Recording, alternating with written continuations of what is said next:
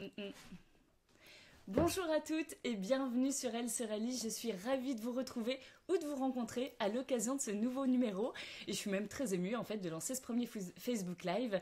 J'ai à mes côtés Garance Hiverneau. Bonjour Sandrine. Garance, merci d'avoir répondu à mon invitation. Mais avec plaisir. C'est vraiment, voilà, on collabore ensemble depuis la première édition Elle se réalise. Et Garance, chaque fois que je l'appelle et que je lui propose une nouvelle aventure, elle accepte. Et c'est fantastique. Merci beaucoup. Mais je t'en prie, c'est avec grand plaisir d'être avec toi et avec vous toutes aujourd'hui. Alors, Garance, voilà, pour préciser les choses, est fondatrice d'une agence spécialisée notamment pour la reconversion professionnelle des femmes.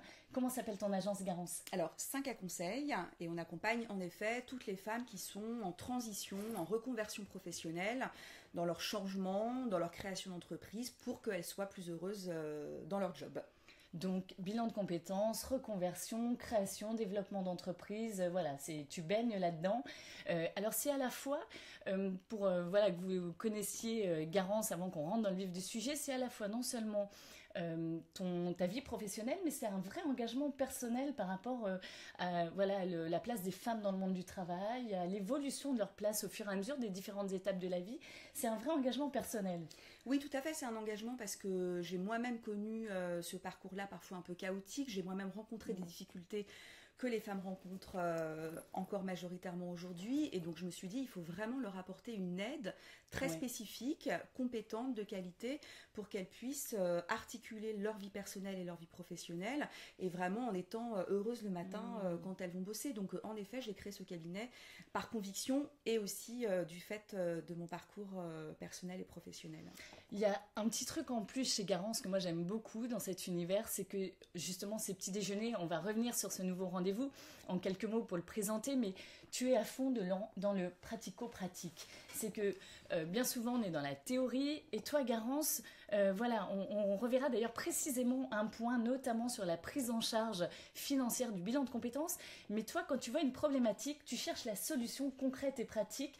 Tu nous la raconteras tout à l'heure, mais c'est vraiment quelque chose qui te tient à cœur, ça. Oui, en effet, parce qu'un changement, une reconversion, c'est très long parfois, ça prend beaucoup de temps et d'énergie. Donc moi, l'idée, c'est vraiment de faciliter toute la partie pratico-pratique, comme tu le disais, pour que les femmes n'aient pas à se préoccuper de ça et qu'elles puissent être très focus, très concentrées sur comment je fais pour changer de vie, comment je fais pour changer de job, comment je fais pour viser un job qui me convient mieux à tous les niveaux. Donc tout le reste, tout ce qui est financement, tous les petits tracas pratico-pratiques, en effet, on essaie de le simplifier au maximum pour qu'elles aient pas ça à gérer en plus. Vous allez voir tout à l'heure ce que Garance va nous raconter de ce qu'elle a mis en place au sein de son agence, mais moi quand on a préparé ensemble ce rendez-vous, je me suis dit, voilà, perso j'en aurais rêvé d'une offre comme ça, et Garance elle l'a fait, c'est génial. En tout cas, je suis flattée et vraiment merci beaucoup pour ce compliment. En tout cas, c'est sûr que les femmes qu'on accompagne sont vraiment très contentes, et je pense que c'est une vraie plus-value pour elles d'avoir ce moment-là où elles vont pouvoir se concentrer sur ce changement de vie qui est un changement parfois relativement important. Alors, pour ce petit déjeuner live, Garance, je vais te demander de voir si tout se passe bien en même temps que nous, on parle voilà, sur ton écran.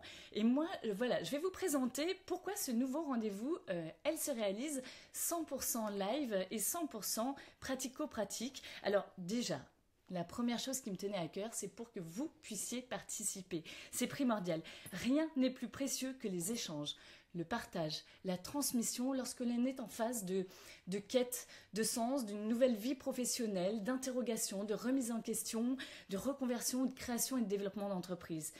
Se rencontrer lors des événements, alors on adore, on est bien placé pour le savoir, voilà, vous, Garance, moi, c'est quelque chose qui compte plus que tout pour nous, mais pouvoir poursuivre de manière régulière le décryptage des informations et la transmission des outils et des clés pratiques pour réussir sa transition professionnelle, c'est fondamental.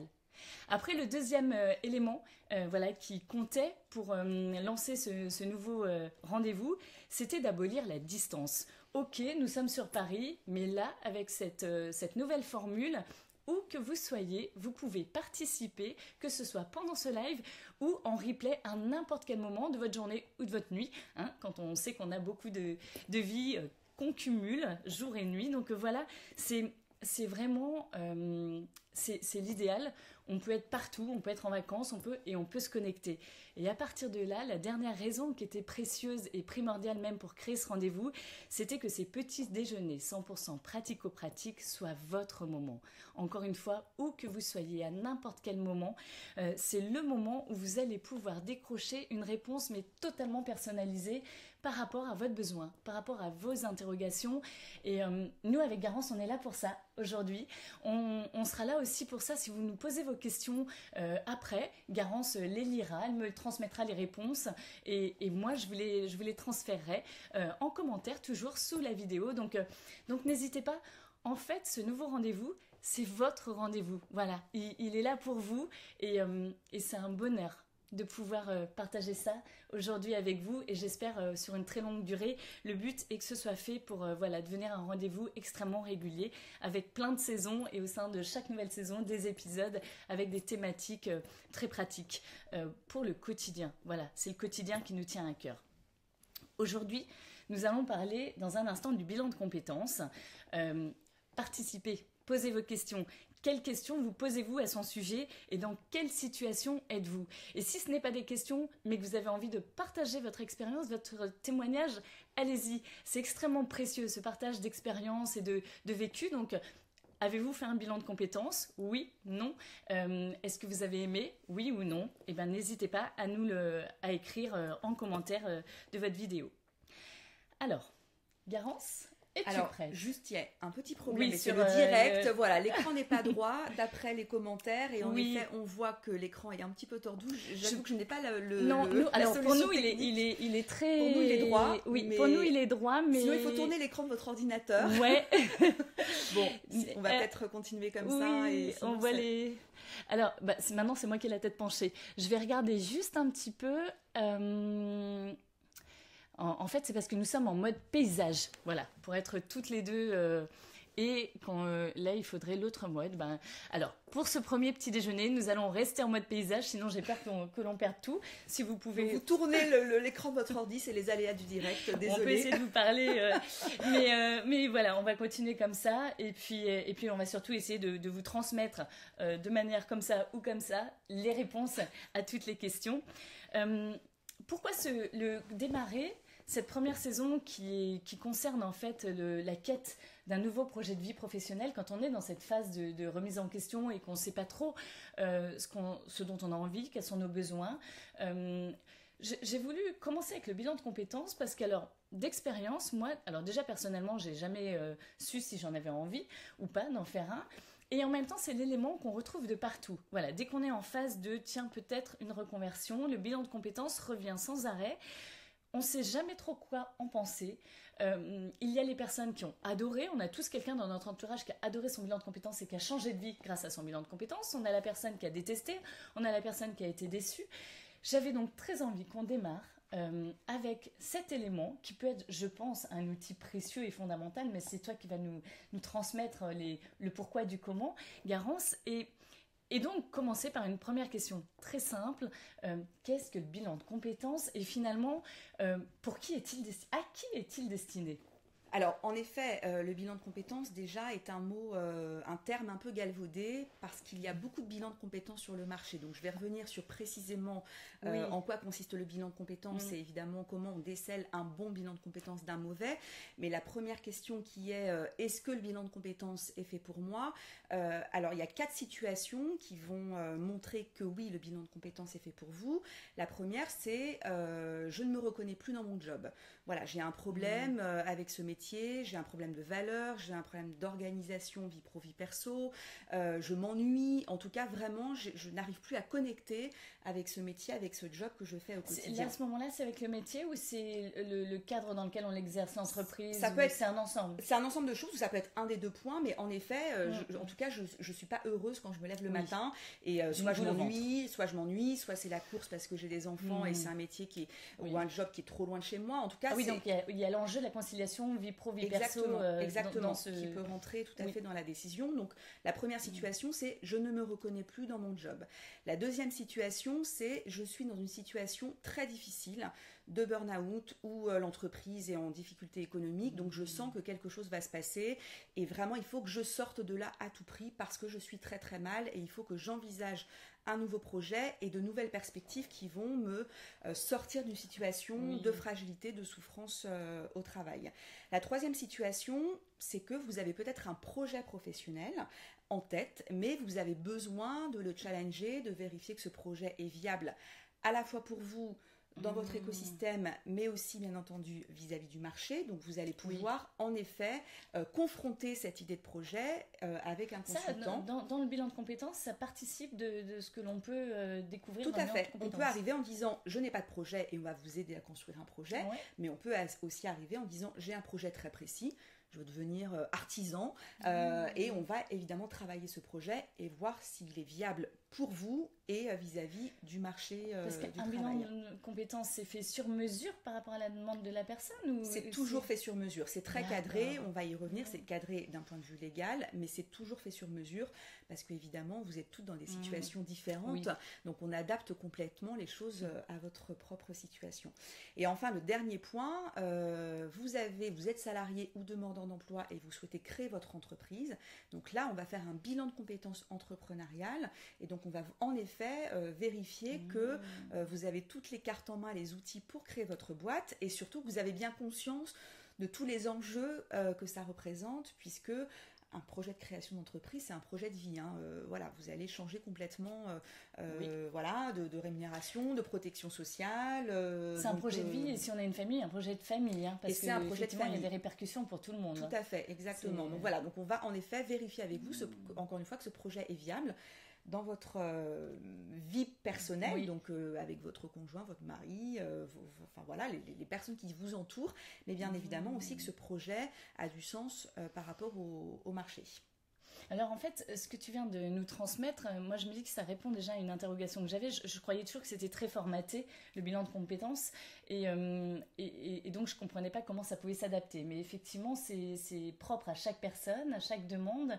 Je vais rebondir là-dessus pour dire, il y a quelque temps, j'ai eu le plaisir d'animer une table ronde où en fait une personne qui justement est experte également du bilan de compétences a parlé, et c'est la première fois que j'entendais ces mots. Et ça m'a fait un bien fou d'entendre quelqu'un d'une institution mettre des termes précis là-dessus. Elle a parlé du bon bilan de compétences et du mauvais bilan de compétences. Et je me suis dit, c'est peut-être ce qui explique qu'effectivement, il y ait des personnes qui soient heureuses de leur bilan et d'autres qui soient déçues. Mais ça fait un peu peur aussi, parce qu'à ce moment-là, quand on est par exemple en rendez-vous et qu'on n'y connaît rien sur le bilan de compétences, comment pouvoir reconnaître le bon bilan de compétences du mauvais bilan de compétences? Toi, qu'est-ce que ça évoque pour toi, Garance? Alors déjà, ça m'évoque un problème qui est en effet lié à la disparité de l'offre sur le marché et c'est très compliqué, en effet, quand on est déjà dans une situation de transition, de fragilité, de en plus devoir faire face à cette offre qui est très importante et en particulier, c'est vrai, sur Paris et la région parisienne et de se dire finalement, est-ce que je fais le bon choix? Donc je vais essayer de vous donner quelques astuces très concrètes pour que vous puissiez identifier qu'est-ce qu'un bon bilan de compétences et surtout quelle est la bonne structure et le bon consultant qui va vous accompagner. Donc comme je vous le disais, il y a 2 points essentiels, c'est d'abord choisir la bonne structure et dans un second temps, évidemment, choisir le bon consultant. Alors comment on fait pour choisir la bonne structure? Alors la bonne structure, il y a plusieurs signaux qui vont vous indiquer que vous êtes dans une structure qui va vous fournir un accompagnement de qualité. Donc la première, c'est le nombre de consultants. Évidemment, dans des structures où vous avez 10, 15, 20, 30 consultants, vous avez a priori une structure suffisamment solide qui va pouvoir vous accompagner. Ensuite, il y a quelque chose qui est très concret qui est les habilitations du cabinet. Donc, c'est-à-dire qu'un cabinet qui a des habilitations va être un signe que le cabinet est un bon cabinet. Pourquoi ?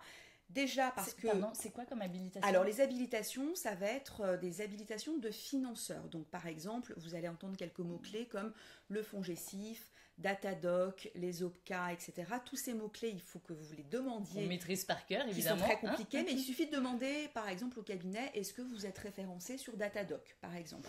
Donc ça veut dire quoi, en fait, ça? Alors, ça veut dire que le cabinet répond à un cahier des charges qui est très strict. Donc, c'est pour ça que c'est un signal de qualité. Et donc, du coup, ça va vous assurer d'avoir un bilan de compétences qui va être réalisé tout à fait correctement. Et en plus, ça va vous assurer aussi d'avoir un financement derrière. Donc, voilà. Donc, demandez le nombre de consultants, demandez est-ce que vous avez des habilitations spécifiques, et enfin les implantations. Donc essayez de trouver un cabinet qui a plusieurs implantations, parce que là encore ça montre la solidité financière de la structure et du coup a priori un travail de qualité, mais aussi ça va vous être très utile d'un point de vue pratico-pratique, parce que vous allez pouvoir choisir un cabinet qui est au plus proche de votre domicile ou de votre lieu de travail. Et en effet, quand on fait un bilan de compétences, vous allez avoir plusieurs rendez-vous. On sait que les femmes, c'est la course au quotidien. On travaille, on va chercher les enfants, etc. Donc plus vous allez gagner du temps sur ce temps de trajet-là, plus ça va être intéressant pour vous. Et alors, ça sont de très bons repères pour effectivement commencer déjà à identifier une structure. Maintenant, quand on est en rendez-vous, qu'est-ce qu'il faut qu'on demande? Qu'est-ce qu'il faut avoir en tête comme question? En fait, à quoi on veut aboutir avec le bilan de compétences, et que doit-on pouvoir entendre en face de nous par le biais de la personne qui justement va peut-être être notre consultant ou quelqu'un de l'équipe, et qu'est-ce qui peut nous alerter sur le fait qu'en fait ça va quand même être un peu trop léger et qu'on risque d'être justement déçu à la fin de son bilan de compétences. Et là-dedans, est-ce qu'il y a des indices qu'on peut noter, et des questions à poser précisément pendant le rendez-vous? Alors, il y a en effet plusieurs indices qui vont vous mettre la puce à l'oreille sur la compétence du consultant. Alors, contrairement aux idées reçues, vous n'êtes pas obligé d'avoir un consultant qui est psychologue du travail. Ça n'est pas une obligation et ce n'est pas forcément un gage de qualité.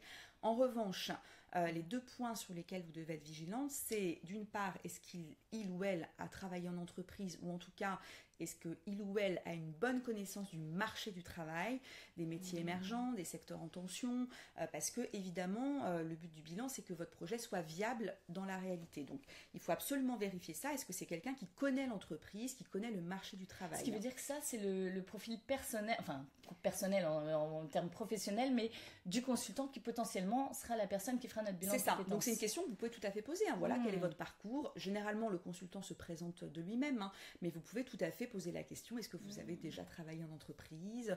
Comment vous faites pour vous tenir au courant, informé du marché de l'emploi? Parce que ça va vraiment vous permettre de déceler chez lui ou chez elle sa faculté à vous orienter évidemment vers les bons choix. L'expérience, la connaissance du marché. Et enfin, la formation. Il faut absolument que le consultant soit formé au bilan de compétences. Il y a peu de formations qui existent aujourd'hui sur le marché. Il y en a combien? Il y en a 3-4 à peu près, voilà, donc c'est assez restreint.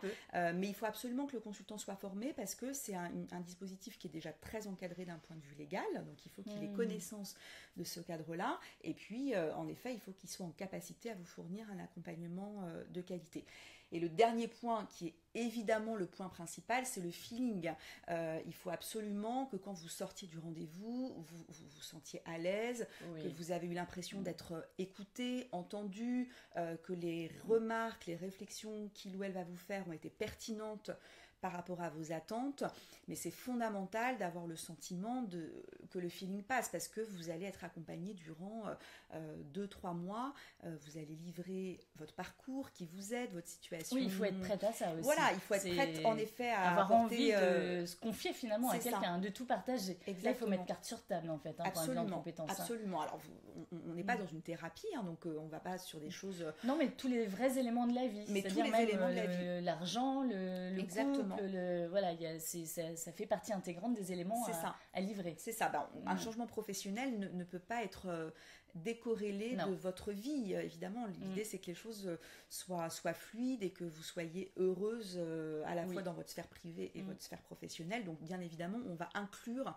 dans la réflexion, si vous avez des enfants ou pas, si vous avez des activités ou pas, si vous souhaitez être proche de votre lieu de travail ou si c'est pas important. Donc évidemment, on va attendre de vous que vous livriez certaines informations, voilà, d'où l'intérêt d'avoir le sentiment d'être à l'aise, confortable avec votre consultant. Donc en rendez-vous, je viens j'ai choisi une structure, je viens et je me préoccupe de l'expérience de la personne, de sa formation, donc son expérience professionnelle. Sa connaissance du marché. Voilà, pas seulement en termes de bilan de compétences, mais sa connaissance du marché, mais aussi du monde de l'entreprise. Tout à fait. Ou donc de l'entrepreneuriat, si c'est un bilan de compétences aussi entrepreneurial. Absolument. C'est à ce moment-là, il faut que quelqu'un soit sensibilisé à la création d'entreprise et l'ait déjà vécu. En fait, qu'à chaque fois, les personnes en face de nous sachent de quoi elles parlent. Très concrètement. Exactement. Plus une formation adaptée, celle du bilan de compétences elle-même. Et après, le lien humain, en fait. Est-ce que ça passe ou est-ce que ça ne passe pas? Voilà, donc ça, c'est 3 critères, effectivement, sur lesquels vous devez être vigilante pour être sûr de la qualité de l'accompagnement. J'espère d'ailleurs que ou bien vous prenez des notes, ou je vois qu'il y a plein de réactions malgré nos têtes penchées. Merci beaucoup. Moi, je vais faire toute l'interview de Garance et ensuite, on va pouvoir voir tous vos commentaires et répondre à toutes vos questions et réagir en fonction de ce que vous demandez. Donc, n'hésitez pas à continuer à écrire, à partager, à poster, à participer et à être avec nous ce matin. Ma prochaine question, elle est, je pense, assez primordiale. C'est sur le coût. Combien ça coûte de faire un bilan de compétences et comment être sûr, ou est-ce possible d'être sûr, d'être pris en charge à 100%? Et en introduction, je vous parlais de ce que Garance, elle, a mis en place d'une manière très pratico-pratique et vraiment, je trouve ça formidable. Toi, Garance, tu vas nous raconter ce que c'est. Mais en quelques mots, je ne vais pas vous le dévoiler, mais Garance est partie d'une situation où elle a observé une réalité factuelle concernant la demande de prise en charge à travers les dossiers à écrire, à remplir. Donc ça, c'est chaque femme voulant participer, enfin voulant réaliser son bilan de compétences doit remplir un dossier pour une demande de prise en charge. Et derrière, le deuxième frein, parce que remplir un dossier administratif, c'est un frein pour beaucoup d'entre nous. Moi, ça me parle, ça, en termes de frein, mais je sais que je suis loin d'être la seule et que la complexité administrative, on sait pertinemment, quand on remplit un dossier, que si on ne met pas le bon mot dans la bonne case, au bon moment, au bon endroit, en fait, on est en train de tout perdre.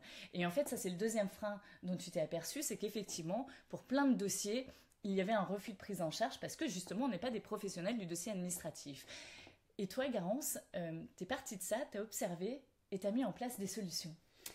Alors oui, en effet. Alors le premier point, c'est que peu de gens le savent, mais le bilan de compétences est entièrement gratuit et il est pris en charge à 100% pour 95% des gens, que vous soyez donc salariés ou demandeurs d'emploi. Donc ça, c'est quand même déjà entièrement gratuit à 100%. Donc c'est quand même en effet une information. Il est tout remboursé.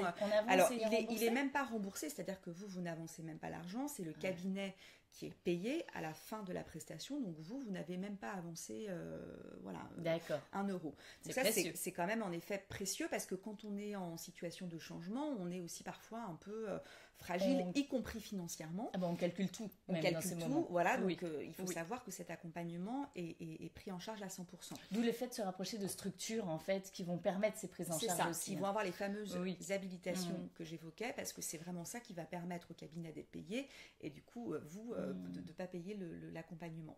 Et en effet, le deuxième frein que moi j'ai constaté, c'est la lourdeur administrative des dossiers de financement qui est absolument terrible, et qui vraiment, même nous, on est pourtant des professionnels, ça fait un certain nombre d'années que nous faisons ça, même nous, il y a encore des fois des situations qui nous paraissent complètement incroyables, complexes, donc autant vous dire que quand vous débarquez, vous n'y connaissez rien, vous ne savez pas ce que c'est qu'un OPCA, le fonds GESIF, le CPF, des sigles qu'on adore au cabinet. Nous aussi. Voilà, il est bien évident que vous avez tendance à vous décourager et vous vous dites, moi j'y comprends rien, et vous laissez tomber.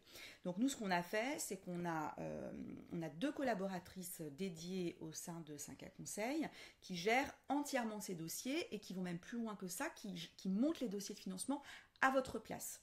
Donc, ça, j'ai trouvé ça juste formidable. Voilà, donc c'est-à-dire que vous arrivez, vous rencontrez la consultante, vous souhaitez faire le bilan avec nous ou pas, peu importe, mais la question c'est quid du financement. Donc quand vous voulez faire le bilan de compétences avec nous, vous envoyez votre numéro de sécu, il y a 2-3 éléments à nous fournir et on gère votre dossier à 100% et vous n'avez plus qu'à signer à la fin de la page. Donc c'est vraiment à la fois un gain de temps, un gain d'énergie, et vous sécurisez votre financement. Du stress en moins, l'angoisse en moins, et puis une sécurité, c'est-à-dire que souvent, quand les particuliers font leur dossier, tu le disais très justement, Sandrine, on coche pas la bonne case, on n'a pas mis le bon truc au bon endroit. Voire on renonce. Voire on renonce parce qu'on a un refus, parce que justement, on n'a pas coché la bonne case. Sauf que nous, moi, évidemment, on en fait 5000 par an, donc du coup, on est évidemment très rodés. Donc on n'a jamais de refus. Donc ça vous sécurise, vous gagnez du temps et vous êtes sûr du coup au final d'être à 100% financé. Donc dans ces moments-là, oui, il y a ce remplissage de dossier qui est fait chez vous, au sein de l'agence.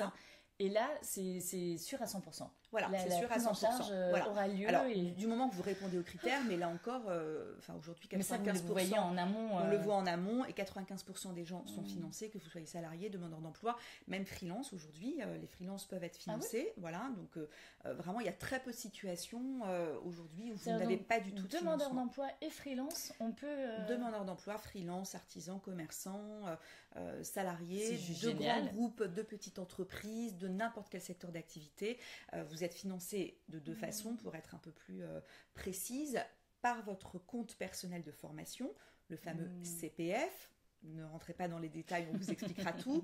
Et si vous êtes demandeur d'emploi, il suffit d'avoir l'accord de votre conseiller Pôle emploi et on gère après avec lui directement le dossier de financement. Est-ce que par rapport aux éléments que vous demandez pour réaliser le dossier à la place des personnes qui viennent vous voir, est-ce que vous pouvez identifier en amont qu'il va manquer des éléments ou justement par rapport à ce compte de formation personnelle où ce ne sera pas suffisant et est-ce que vous pouvez dire non en l'état à une demande de prise en charge en sachant que ça ne marchera pas c'est-à-dire, en fait, est-ce que quand vous commencez à faire un dossier, c'est que vous êtes sûr que pour la personne, ça va correspondre ? Quand on monte le dossier, on est sûr qu'il n'y aura aucun problème et que le financement est assuré derrière. Et si en effet, on détecte une difficulté en amont, on en parle et de toute façon, on trouve toujours des solutions. Même s'il n'y a pas 100% du financement ou il y a un petit couac, c'est assez rare qu'on n'arrive pas à trouver de solution. C'est bien pour ça que nous, on a mis en place ce service-là. C'est vraiment pour vous apporter un service sur mesure, clé en main, en fonction de votre situation et de vos contraintes pour que ça soit le plus fluide possible sur quelque chose qui n'est pas très sympa en effet. De remplir les dossiers, c'est pas la partie la plus chouette du métier. Non, puis c'est vraiment stressant en général. Il y a tellement de choses qui en dépendent et comme tu le disais, c'est une période de fragilité, de complexité, assez bouleversante. En général, on a mille et une questions qui sont dans notre tête en permanence, jour et nuit, dans ces périodes-là. Et ces fichus dossiers administratifs, ça n'aide pas. Donc là, moi, franchement, bravo. En tout cas, pour cette offre et cette mise en place, je trouve ça absolument formidable. J'en profite pour revenir. Tu m'as parlé aussi, lorsqu'on a préparé ce petit déjeuner, de la possibilité de ne pas en fait transmettre à son entreprise son besoin et son désir de faire le bilan de compétences et que la prise en charge peut être malgré tout être faite tout en restant confidentielle parce que c'est vrai que parfois selon ce qu'on est en train de vivre au sein de son entreprise, on n'a pas du tout envie d'alerter sur le fait qu'on remet en question son travail, son poste, sa boîte, qu'on est peut-être prête à changer. Donc ça c'est possible. Oui, alors c'est même, non seulement c'est possible, mais c'est même inscrit dans la loi. C'est-à-dire que vous avez la possibilité aujourd'hui, sans aucun problème, de faire votre bilan de compétences sans avertir votre employeur. Alors souvent les gens se disent oui, mais si je n'avertis pas mon employeur, je ne vais pas être financé. Ça n'a rien à voir. Sachez-le, vous pouvez faire votre bilan de compétences et utiliser, comme je le disais, votre code CPF ou passer même par le fonds GESIF qui est une autre source de financement et du coup votre employeur ne sera absolument pas au courant de votre démarche. C'est nous qui nous en occupons. Voilà, on gère tout ça, fonds GESIF, CPF, on s'en occupe à 100%. Mais voilà, donc vous n'êtes pas obligé du tout d'avertir votre employeur et nous, ça va même plus loin que ça, c'est que nous on est soumis au secret professionnel, donc tout ce qu'on va voir avec vous en bilan reste entre le consultant et évidemment la femme qu'on accompagne et rien n'est jamais communiqué à l'employeur en termes de forme au niveau du financement, mais aussi évidemment en termes de contenu suite à votre bilan. Donc ça c'est très important, le bilan est financé à 100% et peut être fait sans l'accord de votre employeur, ce qui vraiment vous garantit quand même des conditions ça soulage, c'est optimum, idéales, optimum pour que vous soyez sereine dans ce moment-là de votre vie qui, encore une fois, est un moment important parce que c'est un moment de changement. Où on construit une seconde partie de vie professionnelle et c'est fondamental, c'est très précieux, d'où le fait que ce soit pas simple et que plus on a les bons éléments au bon moment, avec les bons outils, les bonnes clés, plus on peut, on sécurise jamais un changement quoi qu'il en soit, mais au moins on peut le rendre le plus efficace, le plus optimum, à partir de là aussi le plus beau à vivre, parce que plus on peut enlever du stress et profiter de ce que l'on est en train de créer pour soi, pour son entourage aussi, parce que bien souvent, à ce stade de la vie, ça a des répercussions sur l'entourage proche. Plus c'est un bonheur et donc effectivement merci déjà Garance pour toutes ces premières informations pratiques parce que c'est extrêmement précieux. Tu as parlé tout à l'heure dans la durée de 2 à 3 mois pour le bilan de compétences, c'est ça la moyenne en général? Voilà, ça s'étale sur 2 à 3 mois, mais là encore c'est flexible et ça dépend évidemment de vos contraintes. Il y a des femmes qui sont très pressées, par exemple quand vous êtes demandeur d'emploi, vous avez aussi souvent plus de temps, donc on peut resserrer les rendez-vous, donc on peut faire un bilan en 1 mois et demi, 2 mois, et puis des femmes qui sont plus engagées dans une vie professionnelle un peu intense ou qui ont des jeunes enfants, enfin peu importe, mais qui ont moins le temps, on peut en effet étaler le bilan sur 3 mois, 3 mois et demi. Voilà, l'idée c'est de garder quand même une dynamique parce qu'on est là pour enclencher un changement, donc il ne faut pas que ça s'étale sur trop longtemps, mais en effet entre 1 mois et demi et 3 mois et demi, c'est le délai raisonnable. Donc ça aussi, c'est du sur-mesure, c'est le consultant ou la consultante, parce que toi, tu as une équipe que de femmes, en fait. Alors, j'ai une équipe que de femmes, qui sont évidemment toutes absolument formidables. Je n'ai pas d'hommes, tout simplement, parce que je n'arrive pas à recruter d'hommes sur ces métiers-là. Alors, si vous êtes consultant homme, sachez que vous êtes tout à fait les bienvenus au cabinet, mais en effet, j'ai une équipe quasiment exclusivement féminine. Et en même temps, tu parlais de la projection qu'on peut faire, et c'est vrai que là, tu as une agence spécialisée pour la reconversion professionnelle des femmes, et peut-être que le fait d'être entre femmes permet aussi une projection plus évidente sur, en tout cas, l'interprétation des besoins et la projection, l'identification dans les besoins à la fois professionnels, mais aussi personnels et peut-être émotionnels. Parce que c'est une part importante pour les femmes, c'est aussi tout ce qui est sentiments et émotions.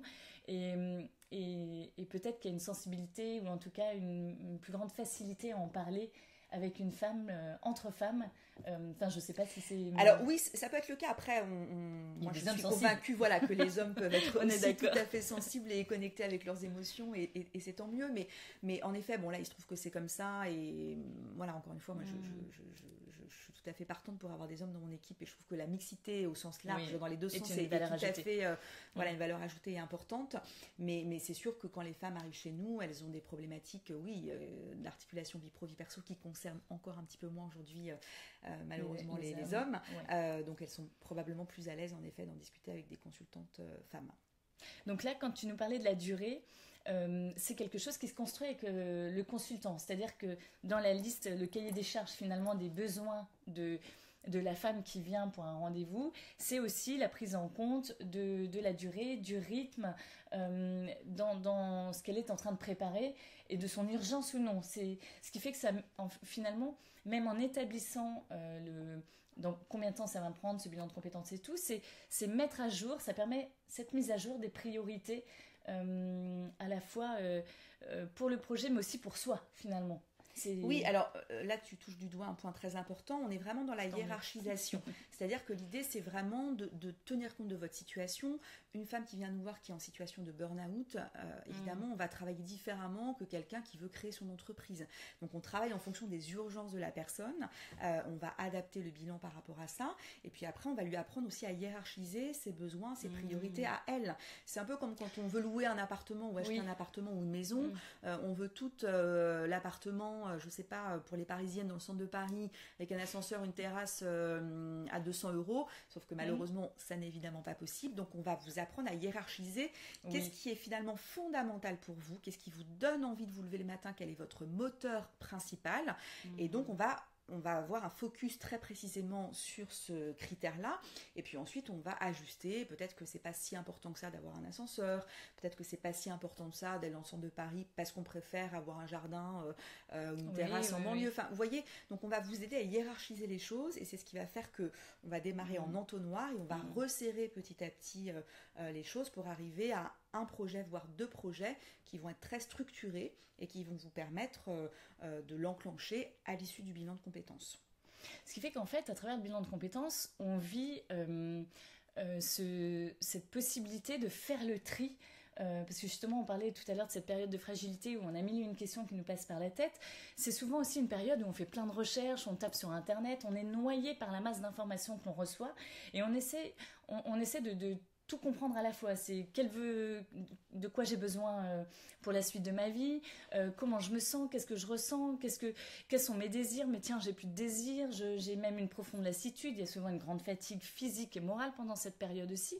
Donc finalement, même à travers le bilan de compétences et dans cet accompagnement sur la mise en place et la mise en lumière des priorités que l'on a, ça permet aussi petit à petit de faire ce tri et de peut-être moins se sentir de plus en plus au clair avec soi-même et retrouver peut-être un petit peu déjà aussi de sérénité au fur et à mesure et se libérer petit à petit, sentir cette boule qu'on a dans le creux, au fond du ventre, du cœur aussi, qui est serré, de sentir qu'on commence un petit peu à se libérer, à se détendre. Et ça, par exemple, je ne savais pas du tout qu'on mettait en place des priorités. Oui, en fait, ce qui est vraiment important, c'est que vous ayez envie de changer par envie ou par nécessité, finalement, ça n'est pas important. Ce qui compte, c'est que vous n'avez plus envie de subir votre situation actuelle. C'est ça qui compte. À partir de ce moment-là, quand vous êtes dans cette dynamique-là, on va en effet travailler avec vous la hiérarchisation de vos priorités et un nouveau projet professionnel qu'on a évoqué, changer d'entreprise, changer de secteur d'activité, évoluer au sein de votre entreprise, voire juste trouver un job parce que vous êtes demandeur d'emploi. Mais peu importe tout ça, on va le faire évidemment sur mesure. Ce qui compte, c'est quel est votre moteur et qu'est-ce qui aujourd'hui vous incite à vous remettre en question et absolument à vouloir quitter la situation aujourd'hui qui ne vous convient pas pour envisager une vie professionnelle plus épanouissante, plus heureuse, plus motivante et qui vous correspond mieux aussi. C'est en effet l'objectif principal. Alors voilà, j'ai fait mon bilan de compétences et maintenant, c'est quoi l'après-bilan de compétences ? Alors l'après-bilan de compétences, il y a déjà un point très important, c'est que quand vous faites un bilan, vous repartez avec une synthèse écrite entre 15 et 20 pages qui va expliquer... c'est une synthèse qui est quand même relativement importante, qui va expliquer finalement qui vous êtes, quelle est votre identité professionnelle, donc quelles sont vos expertises, vos compétences, mais aussi quels sont vos axes de développement, parce qu'on est là aussi pour vous faire avancer. L'idée, c'est pas de toujours vous dire que des choses très positives, hein, c'est aussi de vous dire attention, là, il vous manque cette compétence-là ou cette aptitude qui n'est pas en accord avec le projet qu'on a défini ensemble, donc on va vous aider à compenser ce point-là. Mais l'idée, c'est que vraiment vous ayez une vision très précise et globale de votre identité professionnelle, qui va donc être écrite dans cette synthèse, et vous allez avoir un plan d'action, pareil, rédigé dans la synthèse, à court terme, moyen terme et long terme, pour que vous puissiez très concrètement mettre en œuvre le projet à l'issue de l'accompagnement. Donc quand on dit que le bilan, ça sert à rien, c'est juste du blabla, pas du tout. Hein. Nous, c'est très pragmatique. Une fois qu'on a déterminé un projet avec vous, voire 2 projets, parce qu'on peut avoir un projet aussi alternatif, il y a ce plan d'action qui est proposé et travaillé évidemment avec vous, qui va vous permettre, une fois que le bilan est terminé, d'enclencher très concrètement votre projet professionnel. Mais là, par le biais d'un accompagnement qui s'enchaîne ? Alors, il n'y a pas... Non, là, le bilan se termine. Ouais. En revanche, la grande valeur ajoutée de cet accompagnement, c'est qu'on vous revoit 6 mois après et on fait le point et on voit est-ce que tout s'est bien passé, est-ce que vous avez rencontré des difficultés et du coup, évidemment, on retravaille éventuellement des points précis. Donc, on ne vous lâche pas dans la nature, on vous suit encore sur une période de 6 mois, mais vous repartez d'abord avec cette synthèse qui est très concrète, qui va aussi être un outil de communication pour vous, parce que vous allez avoir mes compétences, mes expertises. Ce que tu disais, on retrouve une identité professionnelle très claire. C'est ça, et donc ça va vous permettre d'avoir les bons mots, on parle beaucoup de marketing de soi, mais c'est exactement ça, qui va vous être utile en entretien d'embauche, en mobilité interne. Si vous êtes entrepreneuse et que vous devez pitcher qui vous êtes, ça va vous être très utile. Donc tout ça, c'est vraiment pour vous un outil très précieux que vous allez garder parfois 5 ans, 10 ans, qui va évidemment évoluer, mais qui va vous donner quand même vraiment des clés très importantes pour pouvoir en effet être parfois dans des situations d'évaluation, vous aurez du coup des outils très concrets. Et dis-moi, là, par exemple, si parmi nous ce matin, il y a des femmes qui ont déjà fait un bilan de compétences, qui en ont été déçues et qui là se disent, tiens, ça me donne envie d'en refaire un. J'espère d'ailleurs que ça vous donne cette envie, en fait. Est-ce qu'on peut refaire un bilan de compétences ? Est-ce qu'il est repris en charge ? Ou est-ce qu'il y a des durées à respecter entre 2 bilans de compétences? Alors, en fait, tout dépend du financement dont vous avez bénéficié pour ce premier bilan de compétences. Par exemple, si vous avez fait un bilan de compétences avec Pôle emploi, vous pouvez faire un nouveau bilan de compétences, même avec un délai très court, qui va être financé différemment. Donc, ça dépend vraiment du mode de financement et de votre situation à l'époque où vous avez fait votre bilan de compétences. Si vous êtes salarié, il faut plutôt un délai de 5 ans, mais là encore, il y a tellement de situations particulières qu'il faut qu'on creuse avec vous, mais généralement, il n'y a pas de frein majeur, et nous, on a en effet pas mal de femmes qui viennent nous voir en disant j'ai fait un bilan qui m'a servi à rien, j'ai été déçue, enfin franchement... Et alors là, par rapport à ces témoignages-là, est-ce que tu retrouves, toi, un systématisme, quelque chose, pourquoi elles ont été déçues? Alors, bon, évidemment, je veux pas critiquer mes confrères, et il y a beaucoup de gens qui font ce métier remarquablement bien, et c'est tant mieux, mais par exemple, quand on fait un bilan de compétences approfondi, donc un BCA par Pôle emploi, à l'époque, ça n'existe plus aujourd'hui, mais ça a existé pendant très longtemps, c'était beaucoup d'entretiens collectifs, il n'y avait quasiment pas d'individuel, nous on fait que de l'individuel par exemple. Donc voilà, donc évidemment, c'est compliqué de construire quelque chose à plusieurs. En tout cas, oui, c'est très moins personnalisé. Voilà, donc en effet, on passe un peu à côté des choses importantes. Et puis après, il y a des consultants qui sont plus ou moins consciencieux, plus ou moins professionnels. Voilà, donc en effet, les gens ont une image du bilan qui est parfois assez négative parce qu'il y a une pluralité de pratiques sur le marché qui ne sont pas toujours des bonnes pratiques, pour être tout à fait honnête.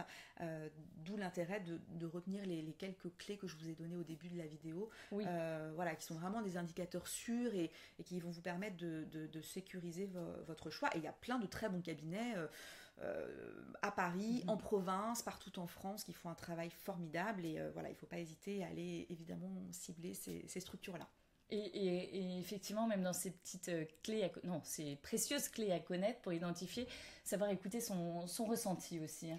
Si on sent que sur le papier, a priori, tout correspond bien, mais qu'il y a un truc qui nous chiffonne, peut-être pas la peine de se forcer. Le feeling est très important. Ouais, voilà. C'est même si ça coche toutes les bonnes cases, c'est précieux d'écouter son instinct. Tout à fait. Il faut en effet vérifier que le feeling passe entre vous et le consultant. Avant de passer à vos commentaires et vos questions, moi j'aimerais que tu juste pour toi, quelle est la place du bilan de compétences et le rôle du bilan de compétences quand on est dans cette période de remise en question et de quête et d'enquête sur soi-même?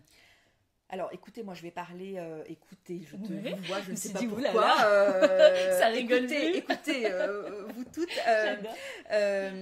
Non, moi, je vais parler vraiment pour le coup à titre personnel. Moi, c'est vraiment ce que j'ai vécu. J'ai été 10 ans salariée dans ma vie sur des postes assez variés. Je voyais bien que je tâtonnais, que je n'arrivais pas à trouver ma voie, que je n'étais pas très heureuse dans mon job. Et j'ai moi-même fait un bilan de compétences qui a été pour moi une révélation. Donc, évidemment, je suis la première personne concernée qui l'ait vécu de manière très concrète et personnelle, donc je parle de cette expérience-là, mais au-delà de ça, dans mon équipe, on est toutes passées par là, c'est-à-dire qu'on a toutes vécu une expérience professionnelle, salarié ou autre, peu importe, et on a fait à un moment donné un bilan de compétences qui a révolutionné littéralement notre vie, donc je pense que ça c'est très important, et de manière plus générale, moi, je pense que parfois, certaines d'entre vous se disent oui, mais est-ce que c'est le bon moment? Il y a un taux de chômage qui est énorme. Est-ce que je ne prends pas de risques? Ma famille va se mettre à avoir peur, à flipper, etc. On culpabilise avant même de on culpabilise avant même de démarrer. Et c'est tout à fait légitime de se poser ces questions. Mais il faut savoir que, d'une part, vous n'êtes pas seul dans cette situation. Il y a tout un tas de salariés et de demandeurs d'emploi qui sont démotivés, qui ne sont pas contents de leur boulot, qui sont parfois anxieux de ne pas trouver un emploi quand ils sont demandeurs d'emploi. Je crois qu'il y a 91% des salariés qui sont démotivés au travail, donc c'est quand même un chiffre très costaud.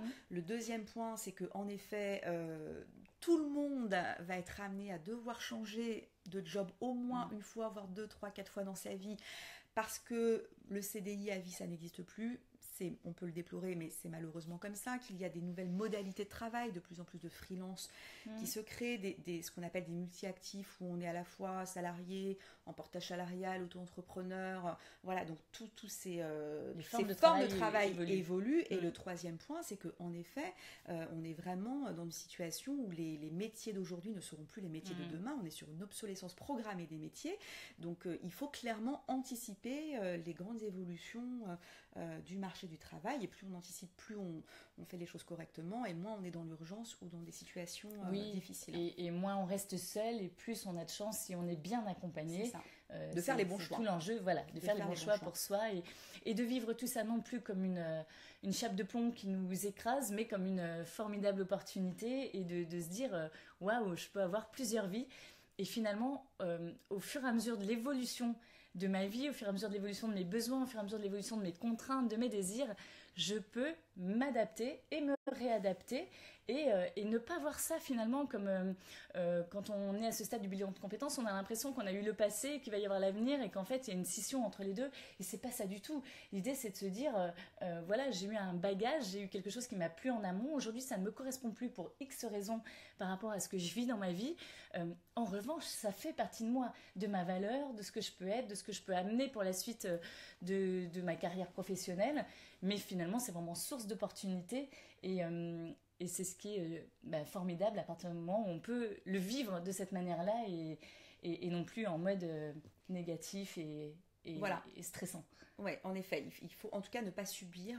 Enfin, honnêtement, la vie est courte, donc il faut absolument sortir d'une situation qui pour vous n'est plus satisfaisante, mais il faut sortir de la situation de manière sécurisée, parce qu'en effet, on ne change pas n'importe comment, à n'importe quel prix, dans n'importe quelle condition. Il ne faut pas vous mettre en situation de danger, d'où l'intérêt d'avoir un accompagnement qui va structurer votre réflexion et qui va vous garantir toutes les conditions possibles pour que ce changement soit serein, sécurisé, adapté à vos attentes, et encore une fois adapté bien évidemment au marché du travail. Voilà. Merci Garance. On va regarder maintenant, on va se connecter, on va revenir. On a vu au fur et à mesure les commentaires, mais un petit peu de loin, effectivement, on est bien penché. Hein. Merci Valérie pour. J'ai noté d'ailleurs ton témoignage, Valérie, on va le lire dans un instant. Sabine nous demande qui est le premier interlocuteur dans le process, point d'entrée, pour informer j'imagine, une personne de cette opportunité. Alors, le premier interlocuteur, c'est le cabinet, la structure que vous allez aller voir. Donc, pour identifier un cabinet, il y a un moyen aussi assez simple. C'est par exemple d'aller voir le FONGECIF, qui est un organisme financeur, et le FONGECIF a des listes de cabinets référencés. Donc vous pouvez compter sur cette liste, parce que encore une fois, ce sont des cabinets qui répondent à un cahier des charges très strict, et ça vous donne une liste de cabinets, pour le coup partout en France, parce que les FONGECIF sont régionaux, donc ça ne concerne pas que les Parisiennes ou l'Île-de-France, et vous pouvez sélectionner, heureux, hein. Et heureusement, hein, vraiment, pour le coup, c'est une prestation qui est tellement encadrée par la loi que vous pouvez la faire vraiment n'importe où en France, et ça c'est plutôt une bonne nouvelle. Donc allez voir par exemple le FONGECIF, vous allez sélectionner le cabinet, et une fois que vous avez sélectionné le cabinet, vous pouvez poser les questions que je vous ai évoquées, le nombre de consultants, la formation des consultants, les habilitations, en tout cas tous ces éléments-là vont vous aider à faire le tri parmi les cabinets qui sont les plus habilités et qui vont fournir un travail de qualité. Génial. Alors, Cathy, osez le coaching pour vous accompagner sur votre projet. Ah bah, vous avez bien raison, Cathy, il faut bondir sur les opportunités, évidemment. Merci Sabine pour les commentaires. Marie-Laure, prise en charge dans les formations pour les indépendants. Mais oui, hein, c'est ça, c'est ce que tu soulignais. Alors, les indépendants peuvent aussi être financés. Il y a par exemple des OPCA, il y a le FIFPL. Pareil, c'est un sigle un peu barbare, je suis navrée, mais bon, ça fait partie du système de la formation. Donc, vous pouvez tout à fait être indépendant et être financé, il n'y a absolument aucun problème. Génial. Alors, on a perdu une première connexion. La deuxième connexion. C'est les aléas du direct. Hein. Si, bien sûr, je me souviens bien de mon mot de passe. En tout cas, n'hésitez pas à poser toutes vos questions. On est vraiment là pour ça. Et comme le disait Sandrine tout à l'heure, on va aussi revoir toutes les questions après. Et on va bien évidemment vous y répondre très précisément. Le but, c'est que vous repartiez avec vraiment les idées claires et que vous sachiez des réponses personnalisées. Voilà, vous ayez des réponses le plus personnalisées possible. C'est rompre la solitude, c'est pouvoir échanger, c'est pouvoir partager, c'est pouvoir avancer à partir de là. Alors, Dorine, j'avais déjà dû lire le commentaire, c'est très motivant, merci Dorine. Merci pour tous vos commentaires, en tout cas vous êtes nombreuses à participer et c'est vraiment très agréable pour nous d'avoir cette interaction avec vous. Voilà, encore une fois, le but c'est que ça soit fluide et que vous soyez à l'aise pour poser toutes les questions qui vous concernent. Je vais d'ailleurs en profiter hop, pour revenir sur la question de Valérie qui nous l'a envoyée en amont, parce que Valérie est la maman d'un petit bébé de 4 mois et sa question est qu'est-ce qui peut déclencher la mise en marche d'un changement dans sa vie quand on n'a pas d'idée précise de la nouvelle direction à prendre. Alors hop, un petit, voilà. Elle a fait un bilan de compétences, elle a fait une mobilité professionnelle et là elle a un bébé à 42 ans, elle est en mode pause mais elle se dit j'ai déjà essayé de mettre en place plein de choses et je ne vois pas, je sens que ma vie c'est pas ce que je voudrais et je ne sais pas comment changer, donc à la fois on ne sait pas pour le coup comment s'était passé le bilan de compétences et quels sont les besoins. Spontanément, qu'est-ce que ça t'évoque, Garance? Alors déjà par rapport à la situation personnelle de Valérie, l'arrivée d'un enfant, évidemment, c'est un élément déclencheur pour un changement professionnel parce que toutes les priorités sont revues. Évidemment, l'organisation très quotidienne est complètement bouleversée. Donc, c'est vrai que souvent, la période de la maternité, pour les femmes, est un moment de grande remise en question, de doute, de fragilité aussi, et c'est aussi un bon moment pour réfléchir à sa carrière, parce que quand on est en congé mat, si la grossesse se passe bien, évidemment, on a un peu plus de temps. C'est un moment où on prend du recul, on ne va plus bosser, donc ça permet aussi de réfléchir un peu plus sereinement. Donc en tout cas, voilà, c'est un moment charnière, un moment clé dans la vie d'une femme qu'il faut essayer de transformer à un moment de changement professionnel. Et de nouvelles ressources. Par contre, d'après ce que je comprends, elle n'est pas satisfaite visiblement des choix qu'elle a fait ou des accompagnements qu'elle a eus. Donc je ne peux que lui recommander peut-être d'aller voir une autre structure et de vérifier ce qui avait été mis en place et pourquoi ça n'a pas, quels sont ses besoins. Qu'est-ce qui fait que ça n'a pas fonctionné pour pas refaire les mêmes erreurs. Alors on a une demande aussi des coordonnées de 5A Conseil. Donc toi tu as le site 5A Conseil, www.5aconseil.com, on a une page Facebook, on est présent vraiment sur les réseaux sociaux, donc n'hésitez pas. Et alors là encore, dans un souci très pratico-pratique pour les femmes, c'est que vous pouvez prendre rendez-vous en ligne, vous n'êtes pas obligé d'appeler. Moi personnellement, je suis enceinte et j'ai un bébé de 15 mois et je peux vous dire que la journée, évidemment, je cours comme une dingue. Donc quand je prends rendez-vous, je prends rendez-vous à 11h du soir, au moment où tous les standards sont fermés. Donc je suis très contente quand je peux prendre rendez-vous chez un médecin en ligne, etc. Donc on a mis ce service en place, là encore, pour aider au maximum les femmes et qu'elles puissent prendre rendez-vous le dimanche, le samedi, le soir tard, une fois que les enfants sont couchés, mais en tout cas au moment où elles sont enfin disponibles. En tout cas, moi j'ai envie de te dire un grand merci, Garance, pour tout ce que tu as partagé avec nous ce matin. Merci à toi. Merci à toutes d'être venues pour ce premier rendez-vous. Garance, es-tu partante plutôt, pas encore partie, mais partante pour un prochain épisode? Oui, avec plaisir, bien entendu. Génial. Donc moi ce que je vous propose, c'est de rester connecté sur la page Facebook Elle se réalise pour découvrir la date du prochain petit déjeuner en live et dans le bon sens avec Garance pour une nouvelle thématique. Entre-temps, on va répondre aux commentaires que vous allez continuer de poster. En replay et puis moi j'ai envie de dire un grand merci à Sarah Berrier pour tout ce qu'elle a fait. C'est la web designer d'Elle se réalise et c'est juste une femme formidable, une professionnelle de très grand talent. Merci Sarah. Merci énormément. Merci à Anaïs de la Digital Pipelette pour ses précieux conseils. J'ai oublié de demander pour le mode paysage. J'y penserai la prochaine fois. Anaïs, merci beaucoup. Si vous avez lu Le jour où j'ai choisi ma nouvelle vie, vous connaissez aussi le reste de l'équipe. Stéphanie, Clara, Mathilde, merci les filles. C'est juste fantastique d'être entourée de cette manière. Et puis merci à vous toutes qui suivez Elle se réalise, qui nous envoyez des messages formidables et des mails. C'est juste extrêmement précieux de vivre et de partager et de mettre tout ça en place au fur et à mesure avec vous. Donc on le dit souvent, les femmes attendent la perfection pour se lancer. Tout n'était pas parfait, mais on a eu envie de se lancer. La semaine dernière, j'ai dit à Garance, es-tu prête pour vendredi prochain? Elle me dit, on va l'être. Évidemment. Et voilà. Et à une prochaine fois, à l'endroit. Et d'ici là, moi, ce que je vous souhaite, c'est de prendre soin de vous. Voilà. À très bientôt. Beaucoup. Merci à tous. Je vous embrasse et à très vite. Au revoir, Garance. Au revoir, Sandrine. Merci à toi.